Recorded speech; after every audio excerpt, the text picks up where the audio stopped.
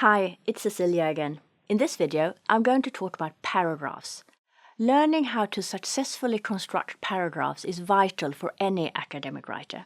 A good thing is that the basic internal architecture of the paragraph, no matter what the writing task, remains pretty much the same. So knowing about paragraph structure will be useful whatever type of text you need to write. If we go back to basics and look at the architecture of an essay, it will be obvious that it's not just one continuous stream of text. Instead, the essay is divided into blocks that we call paragraphs, and they are the building bricks of the essay. But what goes into making one of these bricks, and how should you stack them together? Firstly, it's important to remember that each paragraph should only deal with one separate topic or idea.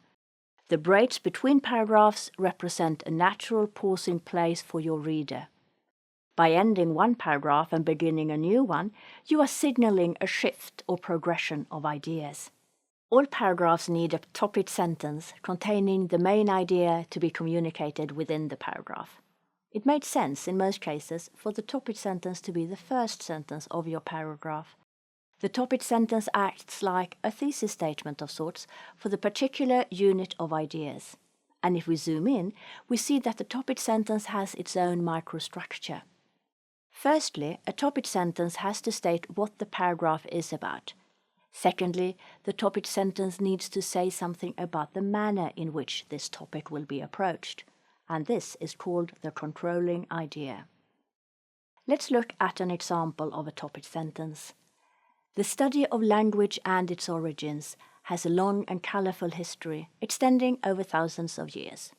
In this example, the topic is the study of language and its origins, and the controlling idea is the remainder of the sentence, the colorful history of those origins over thousands of years. Once you have your topic sentence, you can work on reinforcing your argument in the form of supporting sentences. Supporting sentences can take a number of forms, such as examples or illustrations, explanations, definitions, comparisons or contrasts, or some form of causal analysis. However, you must make sure that the paragraph forms one coherent whole. If we use our building brick metaphor, the clay out of which the brick is made must all stick together. The basic rule is that each supporting sentence should be clearly connected to the topic sentence. And there are various ways of doing this. One method is to make sure that all supporting sentences relate directly back to the topic sentence. An alternative is for each sentence within the paragraph to be related back to the previous sentence. By this I mean that the second sentence should be directly connected to the topic sentence, the third sentence to the second, and so on. You can also use a combination of the two methods. To round off your paragraph, you need a concluding sentence, or perhaps one which provides a transition into the next paragraph.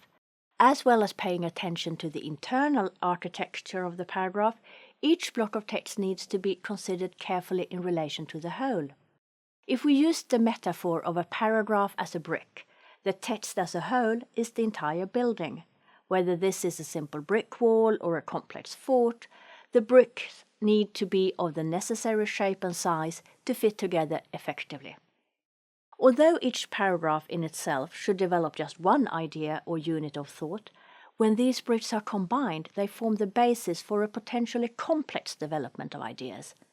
So mastering the paragraph is key to mastering the whole.